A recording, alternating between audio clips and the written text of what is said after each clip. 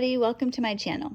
My name is Sharon and this is a channel that is dedicated to all things related to narcissism. I make videos every Monday, Wednesday, and Friday on all types of topics related to narcissism.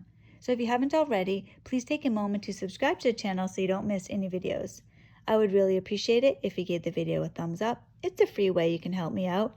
And definitely don't forget to leave a comment because I like to read what you have to say. So in today's relationship, I'm going to talk about 9 things that I learned from being in a relationship with a narcissist. The first thing that I learned is that once time goes by, you will never get it back. If you have something valuable, you probably take good care of it. You probably always know where it is. I work at a consignment store, and in the middle of the store is this large jewelry area. There's 9 cases of jewelry. One of the cases has what we call fine jewelry, so there's gold and diamonds, there's real pearls, that type of thing in there. There's another case with sterling silver jewelry, so that's nice as well. The other 7 cases are of costume jewelry. Now, it's nice costume jewelry, but it is costume jewelry, and the price reflects that. People come in all the time and they'll tell me that they have really nice jewelry at home, but they're afraid to wear it, or they don't want to wear it, or they only wear it on special occasions. So that stays in a drawer at their house or in the safe deposit box. They come into the consignment store and buy fake jewelry, and that's the jewelry that they wear. When my daughter was young, she had these 2 Burberry outfits. Now, I love these Burberry outfits. She had a Burberry dress and she had a Burberry skirt, and they would hang in her closet and she would never wear them. Occasionally, I would take them down and put them on her, and she would wear them for me to take a couple of photos. I would take them right off and hang them in the closet. And I had these plans for these outfits. Oh, I'm going to give them to my granddaughter one day, and she's going to wear these. So my granddaughter was apparently going to wear outfits that her own mother never wore, but she would wear them. So my own daughter, probably would have done the same thing, had these outfits just hanging in the closet. So we have these beautiful outfits. No one ever wears them. And then one day I was thinking about it, and I was like, what the heck am I doing? What am I waiting for? So, my daughter was going to outgrow these outfits and she could never wear them. So I started letting her wear them. So she wore these outfits. Now, granted, I was careful. She didn't wear them if we were going out for ice cream or something, but I let her enjoy them. And I'd say the same thing if you have nice jewelry. Wear the nice jewelry. What is the point of having it? You learn when you're in a relationship with a narcissist in particular how valuable time is, because one day you're slapped across the face and 20 years has passed, or somebody dies. When somebody dies, that's when you realize pretty quickly how valuable time is. It's much more valuable than a Burberry dress or a diamond ring. Time is the most valuable thing that you have, and once it's gone, it's gone. I mean, how many people have lost somebody close to them that they love, and then they think, I'll never be able to see this person again. It's too late. I wish I could go back. I wish I had more time. Animals, people, the ones that we love never live long enough. When you are in a relationship with a narcissist or any abusive person, do not give up your life for this person. Do not wake up one day and realize you gave what was most valuable to you to somebody that could never love you. So remember that. Time is your most valuable asset. Who are you giving your time to? Who are you giving your life to? The second thing that I want to talk about is that fear is a thief. Fear causes you to stop and do nothing. It can keep you from fulfilling your destiny. Fear is a fact of life, but there's a difference between feeling fear and not letting it stop you. People who are in relationships with narcissists live in fear all the time. You're afraid of what the narcissist will do. This is why you're always walking on eggshells. You're afraid of their mood. You're afraid that they might give you a silent treatment, or maybe they're cheating on you again. Are they stealing from you again? What are they doing now? Your life is all fear. This person, this other person, is controlling your life. When you're afraid of the person that you're with, that is a huge red flag that you are not in a good relationship. I heard this great quote, and I'll share it with you now. When fear is knocking at your door, send faith to answer it, and nobody will be there. Do not let fear keep you paralyzed or in a relationship that you hate. I often think about my own children. Would I want them in this relationship? Would I be okay with them living this way?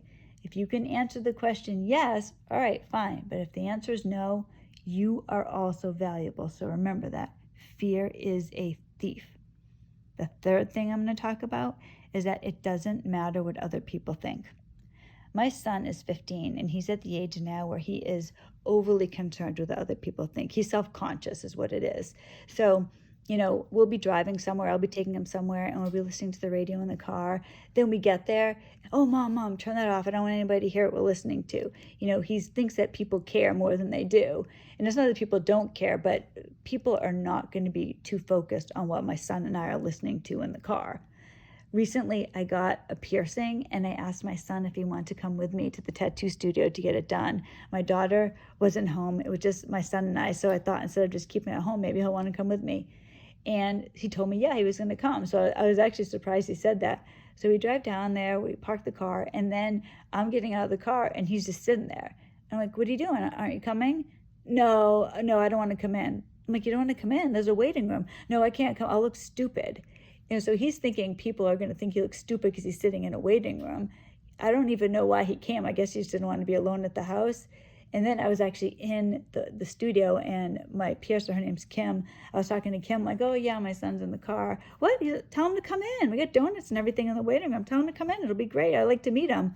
And I was like, well, he thinks that, everyone's going to stare at him. And she laughed. She's like, oh, my daughter used to be like that too. She's like, she's 19 now. She's just getting out of it. But yeah, there was this time period where she thought that everybody was so focused on her. She was afraid to go to the gym, she was saying, because she thought everyone was staring at her. And she's like, I told her the same thing you told your son. Nobody cares. People are focused on themselves. Of course, a narcissist is so focused on everybody else. They never get past that immature stage. They always stay at it. This is actually how I ended up with an eating disorder when I was in high school, because I grew up with a narcissist. So my father's a narcissist, and, he's an overt narcissist. My ex is a covert narcissist, and I don't know if this is the way it is with all covert versus overt narcissist, but in my experience, the overt narcissist was incredibly concerned about physical appearance. I mean, maybe the covert was too, I don't know, but my ex never said anything to me. My father definitely did. So he would always talk about weight. Like, this was like a huge thing to him. So, he was out, like, we would not, my father would never take us out for ice cream or anything like that. There were not sweets in the house, because a moment on the lips, a lifetime on the hips, that was his motto. He would say it all the time. So, and when I got an eating disorder and I got really thin, my father complimented me. This was a good thing. Now, my father was never horrible about my own appearance. Like, he wasn't criticizing me, although he would have if I had really gotten overweight. But he always criticized my mother, and I would hear this all the time. So for me, I was incredibly self-conscious. I was always worried. I was always trying to look my best at my own detriment. That's so unhealthy. The reality, I'm not a huge fan of when people say, oh, you got to love yourself. I understand where they're coming from. I just feel weird saying that. But what I do believe is that you need to be able to accept yourself, whoever you are. I mean, definitely be the best that you can be. I think that's important, but I don't think it's a good idea or important at all to focus on other people. That's how the narcissist is. Everything's other people. They don't care about their own family, but they certainly care what other people think. They impress on their family how important other people's opinions are. They don't care about who you really are. But being your true, authentic self it's so important. I mean, you live with yourself. You spend all your time with yourself. If you can't like yourself, you're going to have a pretty miserable existence. And if you're focused always on what other people think, when these same other people don't really care anyways, it's going to be a miserable existence. Just like we talked a minute ago about how quickly time goes by, don't waste your life focused on other people. Be the best that you can be. Take care of your family, and that's the way that you should live your life. That's what I learned when I was older, because like I said, I grew up with a narcissist. I married a narcissist. It wasn't until finally I was out of the relationship that so much changed. And this is one of the things I realized. Other people's opinions of me don't matter. Now, the fourth thing I'm going to talk about is be your own upgrade. Now, women especially, particularly if you're older than 35, not always, but tend to believe that they need a man. I don't know, maybe men are like this too, but you think you need a relationship. I realized after I ended my relationship, at first it was weird for me because I had been with my ex for so long, even though it was a horrible relationship. I was used to having like a man, say. As I learned to survive on my own, as I learned to do things on my own, I got comfortable with myself. I was okay. That was part of the healing. Joe always says he doesn't like it when people monkey branch. So I had never heard of that term before. So just in case you haven't, monkey branching is, think of a monkey, right? Swinging from branch to branch. So one hand, you're holding on to your relationship, your old relationship, and you're reaching out your other hand toward a new relationship. You're not going to let go of the old relationship until you are grabbed on to the new relationship. So you never have that time when you're on your own. You're just like, you're codependent. You're going from relationship to relationship to relationship. The way you have a healthy relationship is that you learn to be okay on your own. You learn to accept life on your own. Now, I did want to have another relationship, but I was going to wait until my son was out of high school. And so I was learning to live on my own. I was learning to do things on my own. Not like I was like this radical feminist, like, oh, I can't have a man. I didn't feel that way, but I was comfortable in my own skin. I was comfortable being on my own. I was comfortable not having a man. And when I got together with Joe, I wasn't even looking for a relationship. Neither was he. I believe that's part of what makes our relationship work so well. We're both good on our own. Then when we got together, we had everything to give the other person because we weren't codependent. We weren't insecure. We were good. So we could really give to each other. So learn to be your own upgrade before you date anybody else. Number 5, God is real. I know this for sure. Now, I always believed in God, but it was kind of in this abstract way and when it suited me. I wasn't actively trying to please God. I did what I wanted without concern about what God wanted. The reality, though, for me, God got me out of my relationship, and He's given me so many miracles that they're commonplace. A miracle from God began the end of my relationship. God did that for me. Now, I've mentioned the story before, and I'm going to talk about it a little bit, but I know it won't totally make sense. But this really happened to me. God ended my codependence in one day, in 1 minute. I was in my bathroom. It was April of 2016. I was in my bathroom getting ready, and I was listening to the radio, and the radio announcer said that Prince had died.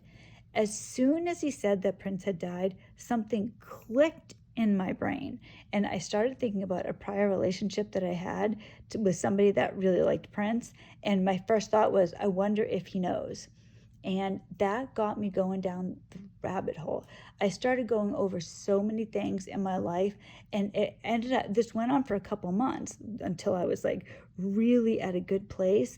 But that day, I stopped being codependent. I stopped giving my ex supply. And over time, that destroyed my ex. I recognize now, when I look back, I was holding up that entire relationship. I was the relationship.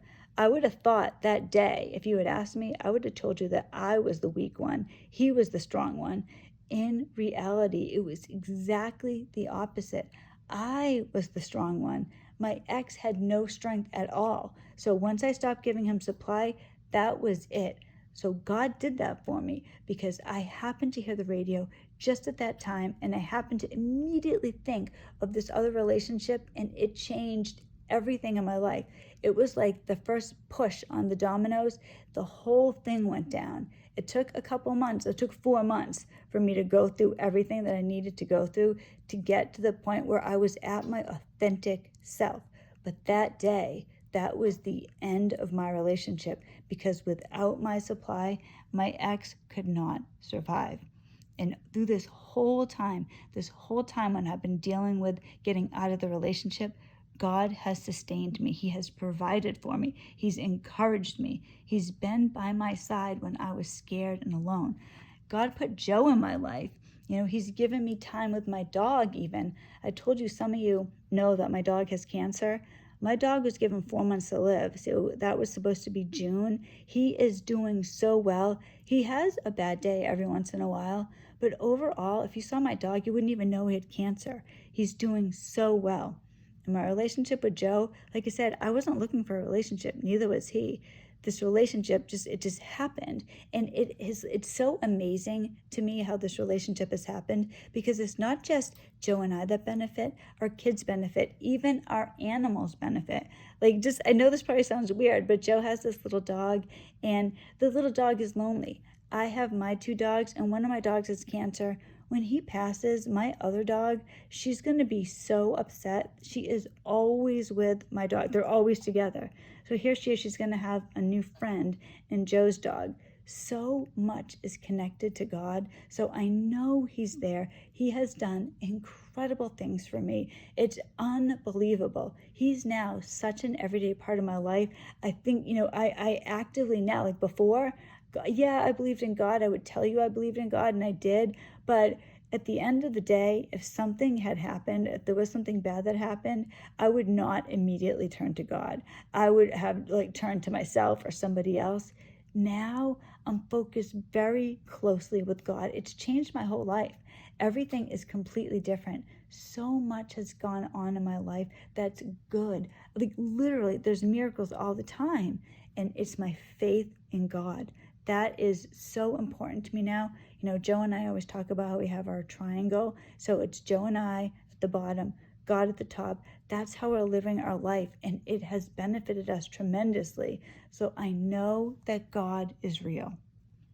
Next thing I'm going to talk about is that you can't change anybody. You can change nobody else. The only person that you have any power over is yourself. So many of us in these narcissistic relationships are always trying to change the narcissist. And the reality is, it would be better for the narcissist, forget us, it really would be better for the narcissist to change. They live this miserable existence. But the truth is that they are never going to change. And if there was any chance for them to change, they have to do it themselves. It doesn't matter how badly I or you or anybody wants this person to change. It can only come from within. You can change yourself, I can change myself, but a narcissist cannot change unless they want to. And narcissists are not self-aware people. The odds of them changing are so remote. And how many of us have given the narcissist thousands of chances? I mean, thousands. And part of this is because the narcissist will lie to us and tell us, I'm going to change. Yeah, I understand what you're saying. I'm going to be a different person now. I'm sorry. Yeah, they say that when they get caught, when they don't want you to leave. But the reality is, if you're with somebody and you are giving them more than one chance, really consider what you're doing. I don't know how many chances I gave my ex. I wouldn't be surprised if it was 1,000 chances, really. It was all the time. And every time I believed, all right, this time it's going to be different. This time it's going to be different. It wasn't until I cut that tie and I wasn't with him anymore and I started healing, I started looking back, and in retrospect, I'm horrified of the things that I put up with. So truly, don't believe you can change anybody else. You don't have that power. Nobody does. Think about yourself. Nobody else could change you. They could influence you, but nobody can change you except yourself. And that's exactly the same with a narcissist. Next thing I want to talk about is you are stronger than you think. Narcissists have so many secrets that they keep from us. And one of them is that at their core, they are weak. They're weak. They're not strong. You are the strong one. The truth is that surviving narcissistic abuse is no small feat. I remember when I gave birth to my first child. So I gave birth to my daughter, and there was a couple months afterwards, I was almost in awe of it. Oh my gosh, I can't believe I gave birth to this child. I can't believe I did this. And, I didn't think this with my second child because I was accustomed to it at that point. But I did think that with my first.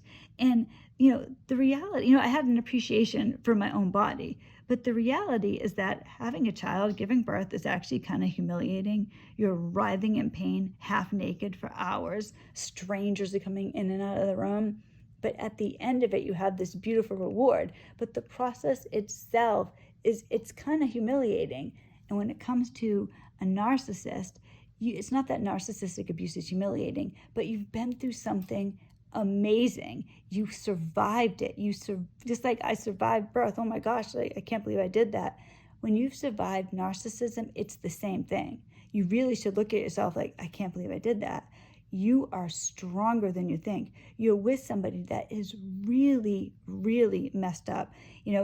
I personally believe this, and a lot of people do too, that they're demonic. Like, you're dealing with something that is not even human.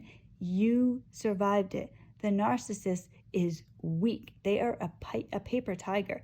They're the shadow of a lion. You are really a lion. You're the real deal. You survived narcissism. That is no joke. So don't think that you're this weak person that can't make it on your own. You absolutely can. You're way stronger than you think. Surviving narcissism is no joke. Next to last thing I want to talk about, thank God you're awake. This is huge. It's absolutely huge.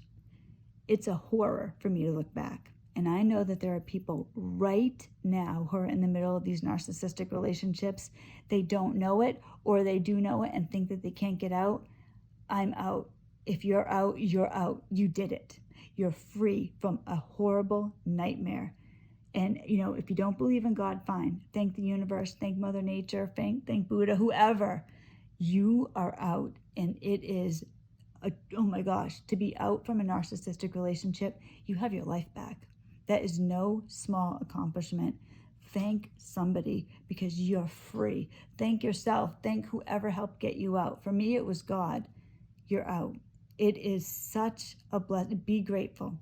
Be aware that you're out of something horrible. Be aware that you did it. You're free. You survived. You can go on and have anything you want in life. You're stronger than you think. You're free. You're blessed. You have this amazing future ahead of you. So thank somebody that you are awake. The last thing, an important thing, is that closure comes from within. Closure is a good thing, and in a perfect world, we would get it. With narcissism, you're never going to get it from the narcissist. They're incapable. A narcissist isn't even a real person. Acceptance and closure is your job. The reality is that narcissists are not sorry. They don't believe they've done anything wrong. They will never ask for forgiveness. They might do that if they're trying to win you back, if they're trying to hoover you, but they're not going to ask you for forgiveness and really mean it. If you don't let that go, if you stay hurt, if you hate, you will stay tied to the narcissist, and they can continue hurting you even when you aren't with them. Accept what happened and let it go. You're free. You did it. Be grateful. Thank you so much for watching this video. I hope it helped. It helps me sometimes to look back and think about these things, to look at how far I've come, because for all of us, being in a relationship with a narcissist is one of the worst things that can happen to somebody. It really is. If you are out, if you are free, really think about how far you've come and try to help somebody else get out. So thank you for watching. If you haven't already, like I said, please subscribe. I will see you on Friday, and Joe and I will be back on Monday. So I hope you have a great rest of the week. God bless you. Thank you.